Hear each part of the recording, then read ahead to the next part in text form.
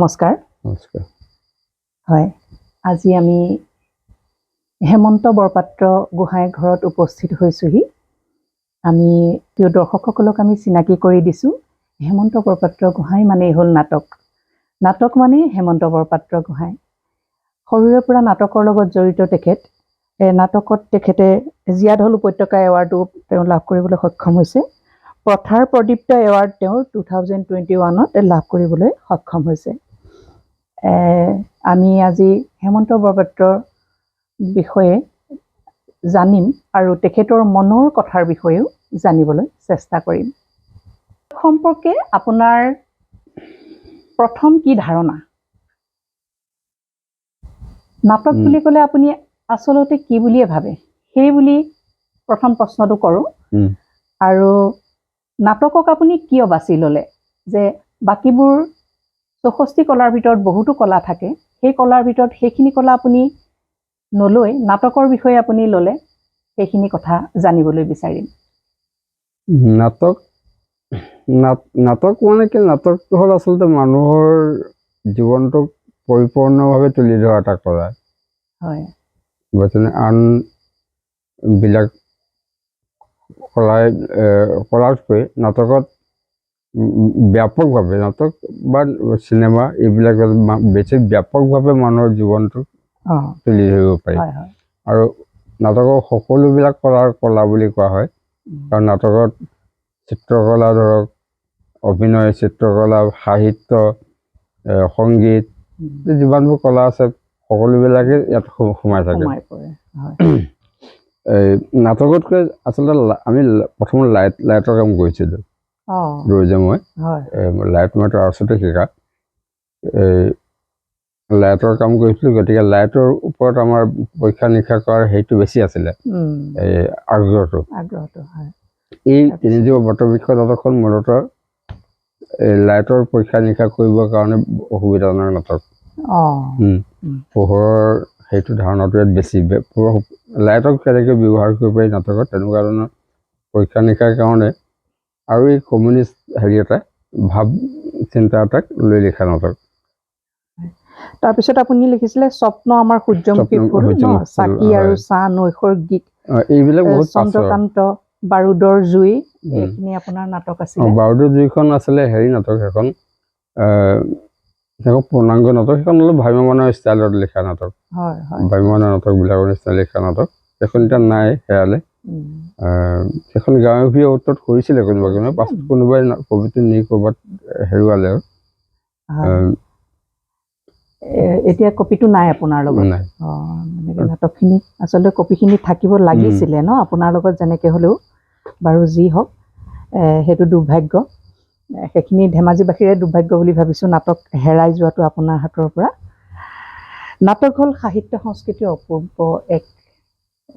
অপূৰ্ব আপোনাৰ সৃষ্টি।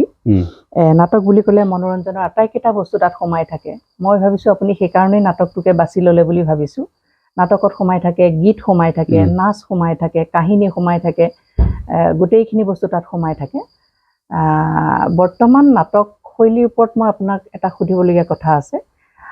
কিছুমান দৰ্শকে আজিকালি কয় মানে নাটক চাই কোনো সোৱাদ নাপালোঁ।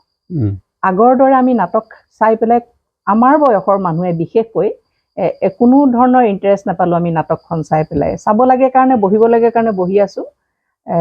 গতিকে সেই বস্তুটো কিয় হৈছে? মানে মানুহৰ সকলো মানুহৰে ভাল পোৱাকৈ নাটক এখন বনোৱা নাই কিয় আজিকালিৰ দিনতো? আজিকালি যিবোৰ শৈলী ওলাইছে, একদম মানে ক্ৰিটিকেল এটা শৈলী, যিটো শৈলীত আমি বহুত মানুহে নাটকখনৰ ভিতৰৰ অৰ্থটোকে বুজি নাপাওঁ। কি বুজাবলৈ বিচাৰিছে সেইটো বুজি নাপাওঁ আমি। সেই সম্পৰ্কে আপোনাৰ কিবা ক'ব লগা আছে নেকি? নাটকৰ পৰীক্ষা নিৰীক্ষাটো বিভিন্ন ধৰণৰ হৈ আহিছে। ধৰক এতিয়া আপুনি যিখিনি দৰ্শকৰ কথা ক'লে, তেওঁলোকে ঠিক মানে স্বাভাৱিক নাটক যিবিলাক ভ্ৰাম্যমাণ ষ্টাইলত, যিবিলাক ভ্ৰাম্যমাণ চিন্তা কৰি আছে, ঠিক তেনেকুৱা ধৰণৰ নাটকবিলাক। এতিয়া ভ্ৰাম্যমাণটো বেলেগ দেই। ভ্ৰাম্যমাণ বুলি কওঁতো আকৌ আগৰ ভ্ৰাম্যমাণ থিয়েটাৰ নাটক, এতিয়া নাটকৰ মাজত বৰ পাৰ্থক্য আছে। গুণগতভাৱে পাৰ্থক্য আছে, সেই ৰুচিবোধ অনুযায়ীয়ে আজিকালি নাটকবোৰ বেলেগ হৈছে, বনাবলগীয়া হৈছে। এতিয়া ধৰক নাটক মই ক'লোৱে, তেতিয়া আগতে সেই নাটক মঞ্চত কৰা নাটক আৰু মুক্তাংগন থিয়েটাৰৰ মই কথা কৈছিলোঁ, বাটৰ নাটক এইবিলাক ভাগবিলাক আছিলে। তাৰপাছত এতিয়াতো নাটক ধৰি লওক বিভিন্ন ঠাইত নাটক কৰা হয়, অকল মুক্তাংগন বুলিয়ে নহয়, বাটৰ নাটকৰ পৰা আৰম্ভ কৰি মানুহৰ ঘৰত, চোতালত, পথাৰত য'তে নাটক কৰা হৈছে বিভিন্ন। মোৰ এতিয়া আমি য'ত বহি আছো এইটো নাটকৰ ষ্টেজ হিচাপে ব্যৱহাৰ কৰা আছে, বহুতবাৰ বহুত নাটক ইয়াত কৰাও হৈছে এই স্পেচটোত। হয়, এতিয়া লাইট চাইটবিলাক বান্ধি থোৱাই আছে বহুত ঠাইত। গতিকে আৰু মানুহে নাটক কি ধৰণৰ নাটক বিচাৰে সেইটো ঠিক ক'ব নোৱাৰি, কাৰণ বেলেগ বেলেগ দৰ্শকৰ কাৰণে নাটকৰ চিন্তাটো বেলেগ বেলেগ হয়। কিছুমান দৰ্শকে অলপ চিন্তাশীল নাটক, মননশীল নাটক বিচাৰে, কিছুমান দৰ্শকে নাটকৰ কাহিনী এটা বিচাৰে, কাহিনী এটা ভালকৈ মানে অভিনয় কৰি তাতো বিচাৰে, কিছুমান মানুহে কাহিনীতকৈ তাত ভাবিব লগা চিন্তাবিলাক বিচাৰে। আৰু আজিকালি নাটকত এটা সময়লৈকে নাটকত মানে স্ক্ৰিপ্ট আছিলে, স্ক্ৰিপ্টৰ ওপৰত গুৰুত্ব দিয়া আছিলে। স্ক্ৰিপ্ট মানে নাটকৰ নাট্যগুণ, সাহিত্য হিচাপে নাটক, সাহিত্য হিচাপে নাটকৰ কথাটো আছিলে যে নাটকখন পঢ়িবও পাৰি। আজিকালিতো পঢ়া নাটক বহুতে লিখিবলৈ বাদ দিছে। এতিয়া ধৰি লওক আমাৰ যিবিলাক নাটক অভিনয় কৰা নাটক লিখে, এতিয়া অভিনয় কৰা মানে পাৰফৰ্মেঞ্চ বেছড নাটক, মাত্ৰ পাৰফৰ্মেঞ্চ এটা থাকে, তাত কোনো স্পষ্ট আপুনি নাটক বুলি বস্তু এটা আপুনি বিচাৰি নাপাব। মানে যদি কয় স্ক্ৰিপ্টটো কোনটো, এই স্ক্ৰিপ্টটো পঢ়ি আপুনি নাটক বিচাৰি নাপায় তাত। আমি যেনেকৈ নাটক লিখোঁ, নাটকখন কাহিনী পঢ়িব পাৰি, নাটকখন পঢ়ি কিবা এটা বুজি পাব পাৰি কাহিনী এটা। আজিকালি বহুত নাটকত তেনেকৈ নাপাব আপুনি। ইয়াৰ লগতে আৰু এটা কথা, তেওঁলোকক নাটক দৰকাৰ হোৱাৰ উপৰিও যে সেই সময়তে নহয়, মই তেতিয়াৰ পৰা বামপন্থী আন্দোলনৰ লগত জড়িত। আৰু বামপন্থী আন্দোলনত এটা মানে কথা, তেতিয়াৰ পৰাই সংস্কৃতি, নাটক আৰু গান এইবিলাকৰ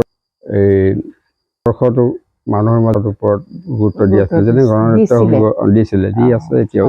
গণনাট্য সংঘ আছিলে, ভাৰতীয় গণনাট্য সংঘ বা তেনেকুৱা অনুষ্ঠান। আৰু ৰোজ বৰা, এই ৰোজ আচলতে গুৱাহাটীত পঢ়িবলৈ গৈছিলে। গুৱাহাটীত থাকোঁতে এই গণনাট্য সংঘকে ধৰি সেই সময়ৰ গুৱাহাটীৰ যিটো পৰিৱেশ, বিশেষকৈ কমিউনিষ্ট আন্দোলনটো আৰু তাত নাটকৰ আন্দোলনটো, এই দুয়োটাৰ লগতে জড়িত হৈ আছিলে। জড়িত হৈ অহাৰ পাছত ইয়াত যেতিয়া আমি একেলগে আকৌ কাম কৰিছিলোঁ, তেতিয়া এই নাটকক মানে এই গণনাট্য সংঘকে ধৰি গণনাট্য সংঘৰ শাখা খুলিছিলোঁ। আৰু লগতে নাটক, গান, সংস্কৃতিক বিভিন্ন উপাদানবিলাকক এই বামপন্থী আন্দোলনটোৰ কাৰণে ব্যৱহাৰ কৰিবৰ কাৰণে এটা চেষ্টা কৰা হৈছিলে। সেইটো কাৰণেও মই নাটকলৈ আহিব লগা হ'ল, নাটক লিখিব লগা হ'ল। আৰু প্ৰথম নাটকখন মই তেনেকুৱা উদ্দেশ্যতে লিখা, এখন কম্পিটিশ্যনৰ কাৰণে নহয়, কম্পিটিশ্যনটো পাছত আহিছে বাৰু, মূলতঃ কম্পিটিশ্যনৰ কাৰণে নহয়, সেইখন বহু পাছৰ। সেইখন বহু পাছৰ মানে সেইখনতো ক'বলৈ গ'লে মই মাজতে সুদীৰ্ঘ 15-20 বছৰমান নাটকৰ পৰা আঁতৰি আছিলোঁ। তাৰ পাছত আকৌ প্ৰথম লিখিবলৈ যেতিয়া আৰম্ভ কৰিছোঁ তেতিয়া লিখা, সেইকাৰণে বহুতে প্ৰথম বুলি কয়। তাৰমানে মই নাটক লিখিছিলোঁ ধৰক 80 দশকত লিখিলোঁ। সেইখন নাটকৰ নাম মই পোৱা নাই তেনেহ'লে। 80 দশকত লিখাৰ পাছত মই বহুত বছৰ অসম আন্দোলন আহিলে, আন্দোলনতে বন্ধ হৈ গ'ল আৰু চৰ্চা বন্ধ হৈ গ'ল, আৰু সেইটো সম্পূৰ্ণ বাদ দি দিলোঁ। নাটকটো সম্পূৰ্ণ এতিয়া বাদেই দিলোঁ। আৰু পাছত নাটক যে কৰিলোহেঁতেন সেইটোও নহয়, কিন্তু পাছত আকৌ দুলীয়াজানৰ নহয়, এই নাটকখন এইটো বাৰু মই ক'ম বাৰু, এইটো এটা বেলেগ এটা কাৰণত। এইটো পদ্মাই গোহাঁই বৰুৱাৰ কম্পিটিশ্যনত মানে সৃষ্টি হোৱা এখন নাটক, তাত কৰিবৰ কাৰণে নহয়, এনেই ধেমালিত লিখা নাটক এখন আছিলে। এতিয়া আপোনাৰ জীৱনৰ প্ৰথম নাটকখনৰ নামটো কি তেনেহ'লে? মই পাইছিলোঁ আপোনাৰ এপিয়লা মদ্য বুলি লিখা আছে। নহয়, এটি পদ্য অথবা নৈবেদ্য। মই কৈছোঁ নহয়, এই প্ৰথম যে আমাৰ মানে নাটক লিখিছিলোঁ মই কমিউনিষ্ট আন্দোলনটোৰ কাৰণে। তেতিয়া সেইখন নাটক বেলেগ মানে? সেইখন নাটকৰ নাম আছিলে, প্ৰথম নাটকখনৰ নাম এতিয়া অলপ খেলি মেলি হ'ব, প্ৰথম বোধহয় তিনিজোপা বটবৃক্ষ বুলি এখন আছিলে আছে আছে সেইটো আছে তিনিজোপা বটবৃক্ষ সেইখনেই প্ৰথম নেকি সেইখনৰ আগতে মই স্কুলত লিখিছোঁ দুই এখন স্কুলত লিখাবিলাকতো গুৰুত্ব নাই বাৰু সেইটো উল্লেখ কৰা উল্লেখ নাই এইবিলাক আপোনাৰ নাটক তিনিজোপা বটবৃক্ষখন আছিলে সেইখনেই প্ৰথম একাংক নাটক সেইখন আমি এই হেৰি কাৰণে লিখা মই কৈছোঁ আদৰ্শগত কাৰণত লিখা ৰ'জ আছিলে ৰ'জৰ মোৰ এটা পৰিকল্পনা এটা মানে এই অপেন এয়াৰটো এতিয়া ধেমাজিত অপেন এয়াৰ মানুহ চিনি নাপায় মুক্তাংগন থিয়েটাৰ যিটো মুক্তাংগন মানে মুকলিত নাটক কৰা যিটো মানে গুৱাহাটীত তেতিয়া আৰম্ভ হৈছে ধেমাজিত আৰম্ভ হোৱা নাই বা ধেমাজিত আমি শুনাও নাই এই বস্তুবিলাকৰ মইতো বাহিৰলৈ নিজে যোৱা নাই এই বস্তুবিলাকৰ জ্ঞানটো আচলতে মই পাইছিলোঁ দুজন মানুহৰ পৰা এজন পুষ্প গগৈ ছাৰে মানে মাজে মাজে হেৰিলৈ যায় দিল্লীলৈ যায় তেওঁ আৰ্ট এক্সিবিশ্যনবিলাক চাই আৰু তাৰ নাটকো চায় তাত নাটক চাই আহি তেওঁ ইয়াত কয়হি যে নাটক মানে মোক কয়হি তেওঁ নাটক এনেকৈ কৰিছে তেনেকৈ কৰিছে এনেকুৱা নাটক কৰে সেইবিলাক তেওঁ কয় তাৰপিছত মানে ৰ'জে সেইটো গুৱাহাটীত যথেষ্টখিনি কাম কৰি আহিছে গতিকে সিহঁত ৰ'জৰ পৰা এই মুক্তাংগন থিয়েটাৰৰ যিটো মানে ধাৰণা পাইছিলোঁ সেইটো কৰিবৰ কাৰণে সেই বাস্তৱায়িত কৰিবৰ কাৰণে এই নাটকখন লিখিছিলোঁ মুক্তাংগনৰ কাৰণে ষ্টেজৰ কাৰণে নহয় আচলতে ধেমাজি কলেজৰ ফিল্ডখনত কলেজ ফিল্ডত কৰিব পৰাকৈ মুক্তাংগন নাটক হিচাপে মই লিখিছিলোঁ নামটো কি আছিলে সেই নাটকখনৰ মুক্তাংগন নাটকটো তিনিজোপা বটবৃক্ষ নাটকখন মুক্তাংগন থিয়েটাৰটো শৈলী এটা পদ্ধতি নাটকৰ হয় নেকি এতিয়া নাটকক মই কিয় বাছি ল'লোঁ ঠিক তেনেকুৱা ধৰণৰ কথাটো নহয় আচলতে বিভিন্ন পৰিস্থিতিত পৰি মানুহে কোনোবা এটা লাইনলৈ আহিব লগা হয় এতিয়া ধৰক মূলতঃ মই নাটকৰ মানুহ নাছিলোঁ আচলতে নাটকৰ মানুহ নহয় বুলি নাটক বা হেৰি মানুহ বুলি কথা নাই মই আচলতে কবিতা লিখিছিলোঁ আগতে প্ৰথমতে কবিতা আৰু মানে গল্প এই দুটা বিষয়ত মোৰ হেৰি অলপ পাৰদৰ্শিতা আছিলে তাৰপাছত বিশেষ পৰিস্থিতিত মই নাটকলৈ আহিব লগা হ'ল অৱশ্যে নাটক মই সৰুতেও কৰিছোঁ সৰুতে স্কুলত দুই এখন নাটক কৰিছোঁ তাৰপাছত দীৰ্ঘদিন ধৰি সময় মই এই নাটকৰ চৰ্চাৰ পৰা আঁতৰত আছিলোঁ সেইখিনি সময়ত মই কবিতা লিখিছিলোঁ কবিতা চক্ৰবিলাকত ভাগ লৈছিলোঁ আৰু দুই এটা গল্প লিখিছিলোঁ সেই বিষয়কেইটাত মোৰ অলপ পাৰদৰ্শিতাটো বেছি আছিলে মই ক্লাছ 9তে উপন্যাসিকা লিখিছিলোঁ স্কুল আলোচনী প্ৰকাশো কৰিছিলোঁ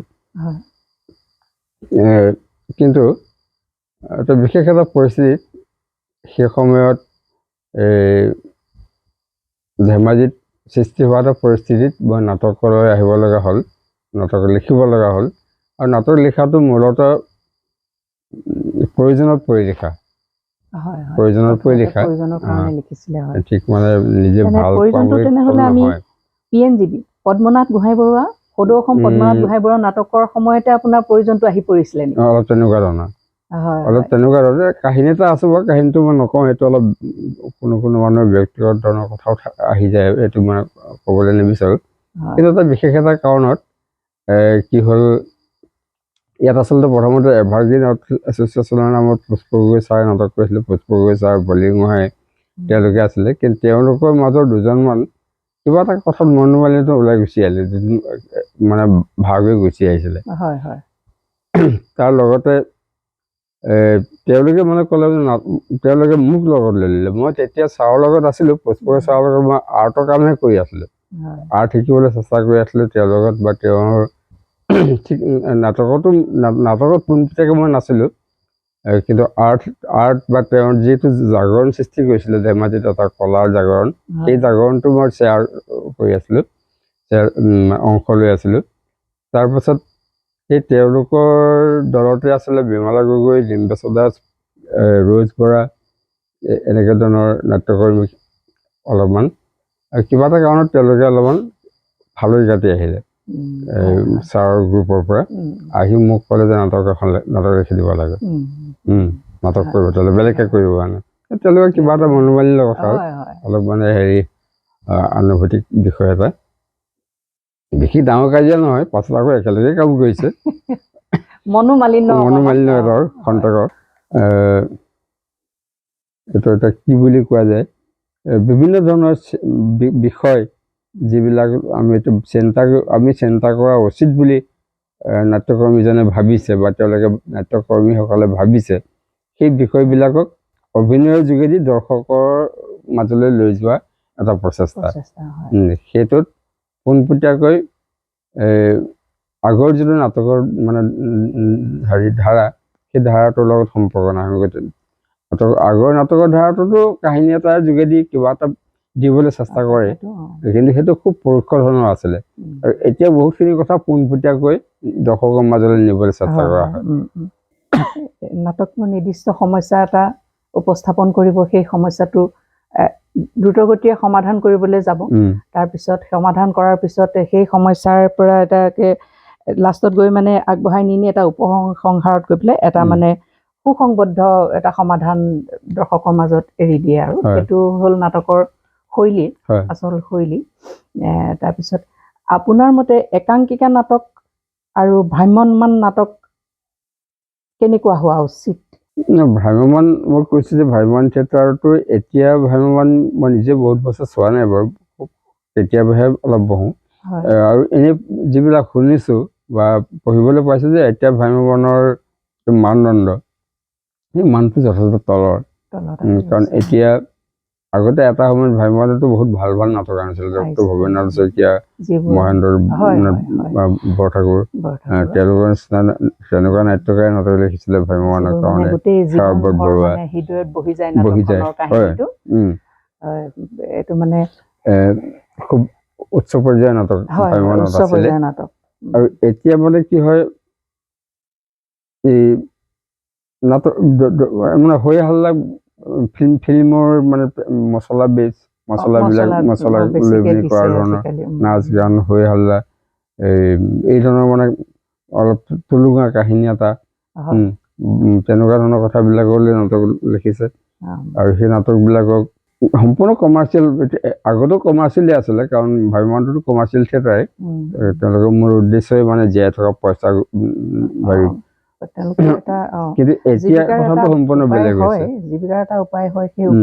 কিন্তু এসময়ত জীৱিকাৰ উপায়টোৰ লগতে তেওঁলোকে এই কলা চৰ্চাটোৰ ওপৰত গুৰুত্ব দি আছিলে এতিয়া কলা চৰ্চাটোতকৈ তেওঁলোকে জীৱিকাৰ উপায়টো টকা ঘটাৰ উপায়টোৰ ওপৰত বেছি গুৰুত্ব দিছে এইটো হ'লগৈ মানে যেতিয়া গ্লেমাৰ আৰ্টিষ্টবিলাক আহি গ'ল নাটকত যেতিয়া ভ্ৰাম্যমাণত যেতিয়া গ্লেমাৰ আৰ্টিষ্ট আনিবলগীয়া হ'ল আৰু এজন গ্লেমাৰ আৰ্টিষ্টক মানে বহুত লাখ টকা দিব লগা হ'ল সেইখিনি কৰিবলৈ যাওঁতে তেওঁলোকে নাটকৰ গোটেই ধাৰাটোকে সলনি কৰি পেলাব লগা হ'ল আৰু মানে নাটকত বহুতো য়াং জেনেৰেশ্যন যেতিয়া সোমাই গ'ল তেওঁলোকৰ নাটকৰ প্ৰয়োজনীয়তাটো বেলেগ ধৰণৰ হৈ গ'ল সিহঁতকো সন্তুষ্ট কৰিব পৰাকে মানে এই মছলাখিনিও সানিব সেইটোৱে তাৰমানে হেৰি এতিয়া মানে বেলেগ এমেচাৰ নাটক আৰু ভ্ৰাম্যমাণ নাটকৰ পাৰ্থক্য সেইটো এটা যে ভ্ৰাম্যমাণ নাটকে কম্প্ৰমাইজ কৰি চলিছে তেওঁলোকে দৰ্শকে যিটো বিচাৰিছে সেইটোকে তেওঁলোকে কৰিবলৈ চেষ্টা কৰিছে সেইবোৰতে গৈ আছে কিন্তু এমেচাৰ থিয়েটাৰ সেইটো কৰা নাই দৰ্শকে কি বিচাৰিছে সেইটোতকৈ এমেচাৰ থিয়েটাৰে দৰ্শকে কি বিচৰা উচিত সেইটো কৰিছে এমেচাৰ থিয়েটাৰ যিবিলাক মানে দৰ্শকে বিচাৰিছে বুলিয়ে দিম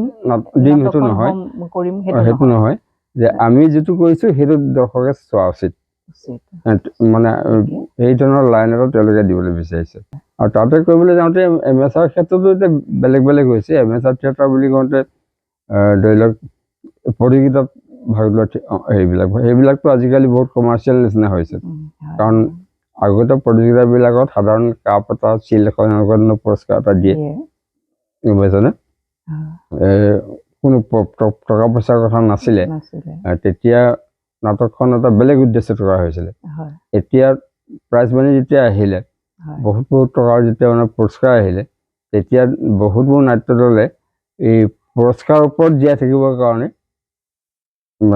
চেষ্টা এটা কৰিলে ভ্ৰাম্যমাণে যেনেকৈ নাটক কৰি মানে জীয়াই থাকিবলৈ চেষ্টা কৰিছে তেনেকৈ এই দলবিলাকেও বিভিন্ন কম্পিটিশ্যনবিলাকত পুৰস্কাৰ লৈ মানে নগদ ধনৰ পুৰস্কাৰৰ যোগেদি মানে জীৱন ধাৰণ কৰিবৰ কাৰণে জীৱিকা হিচাপে ল'বৰ কাৰণে চেষ্টা কৰিছে আৰু সেইটো কৰিবলৈ যাওঁতে তেওঁলোকৰ নাটকৰ কোৱালিটিটো বেলেগ হৈ পৰিছে। আমাৰ দৰ্শকসকলে আজি হেমন্ত বৰপাত্ৰ গোহাঁই নাটক সম্পৰ্কে এটা দীঘলীয়া বক্তৃতা শুনিলে। সকলোৱে বুজি পালে নাটকৰ কথা কিছুমান আৰু ভাল পালে, শুনি চাগে উপকৃত হ'ল বুলি ভাবিছোঁ মই। আৰু মই এতিয়া দাদাক সুধিম যে আপুনি কেৱল নাটকৰ স্ক্ৰিপ্টেই লিখা নাছিলে, চাগে আপুনি অভিনয় কৰিছিলে নাই নাটকত?